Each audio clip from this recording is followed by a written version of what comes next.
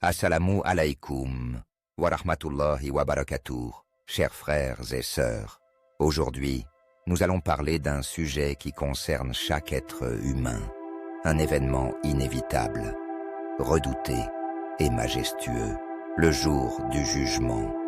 Ce jour où chaque âme sera appelée à rendre des comptes, où les cieux se fendront, où la terre tremblera, et où la justice divine sera rendue sans la moindre injustice. Préparez-vous à un voyage au cœur des signes, des événements et des réalités de ce jour ultime.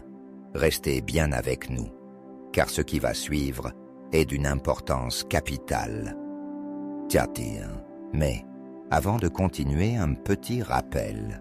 Abonnez-vous et active la cloche de notification pour ne pas manquer à la prochaine vidéo. Votre j'aime aussi être grandement apprécié. Le jour du jugement, ou Yawm al-Qiyamah, est l'un des événements les plus redoutés et les plus mystiques de l'histoire de l'univers. Il marque la fin du monde, l'effondrement de l'ordre cosmique, la résurrection des morts et le jugement final de chaque âme. Ce jour-là, l'ensemble des créatures de Dieu, anges, djinns et humains, seront rassemblés devant leur Créateur pour rendre des comptes sur leurs actions. Chaque être humain, depuis Adam jusqu'au dernier né, se tiendra devant Allah dans une attente insoutenable, tandis que la justice divine sera rendue de manière absolue. Cet événement monumental a été détaillé dans le Coran et les hadiths prophétiques, où il est décrit avec des images saisissantes, des catastrophes inégalées et des manifestations divines incomparables. Les montagnes seront réduites en poussière, les mers s'enflammeront, le soleil et la lune s'obscurciront, et les cieux se fendront. Nous allons plonger en profondeur dans cet événement majeur, en détaillant chaque étape avec une précision extrême. Ce récit se déroulera en plusieurs grandes parties. 1. Les signes avant-coureurs du jour du jugement. 2. L'Apocalypse et la destruction du monde. 3. La résurrection et le rassemblement universel. Le jugement et le passage du Sirat. 5. La rétribution finale. Paradis et enfer.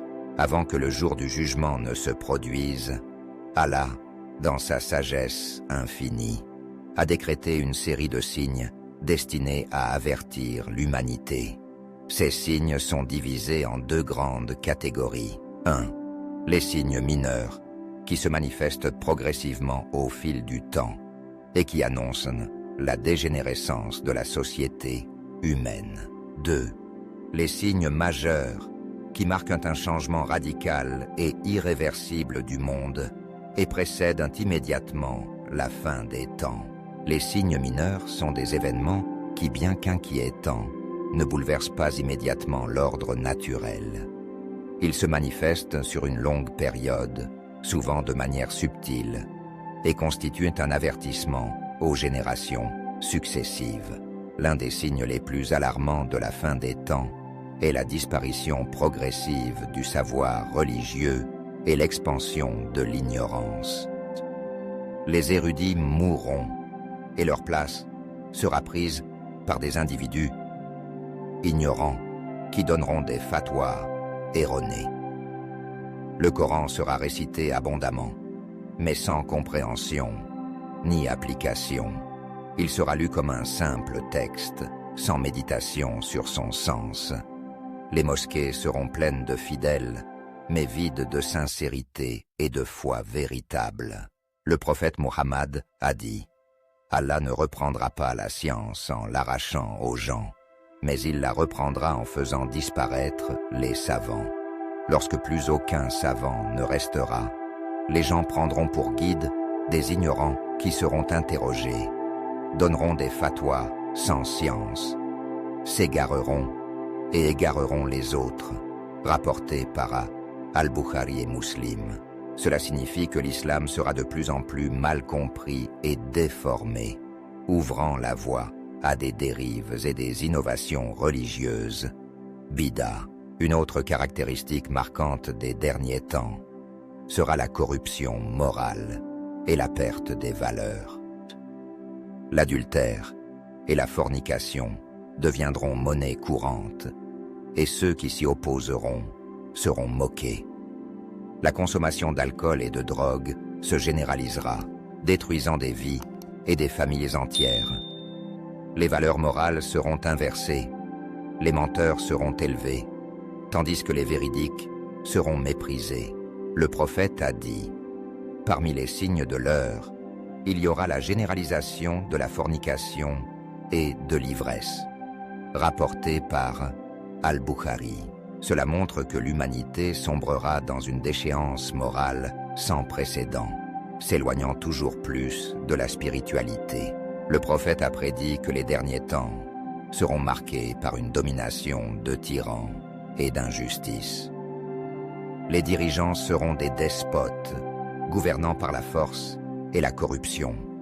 Les riches s'enrichiront davantage, tandis que les pauvres seront écrasés sous le poids de l'injustice. La justice sera détournée et les oppresseurs jouiront d'une impunité totale. Dans un hadith prophétique, il est rapporté « Avant l'heure, il y aura des années de tromperie, où le menteur sera considéré comme véridique, et le véridique comme menteur, où l'homme de confiance sera pris pour un traître, et le traître pour un homme de confiance. » Rapporté par Ahmad, ce sera une époque de chaos, où le bien et le mal seront confondus. Un autre signe alarmant sera la multiplication des guerres et des massacres. Les conflits éclateront partout dans le monde, souvent sans raison claire. Les gens s'entretueront en masse et le sang coulera en abondance. Les armes de destruction massive seront utilisées, causant des ravages indescriptibles. Le prophète a dit « L'heure ne viendra pas avant que la violence ne se généralise au point que l'homme tue son voisin, son frère et son père sans savoir pourquoi. » Rapporté par Muslim, cela annonce une époque d'anarchie et de carnage, où la vie humaine n'aura plus aucune valeur. Paradoxalement, malgré les guerres et l'injustice, les richesses matérielles deviendront plus abondantes que jamais.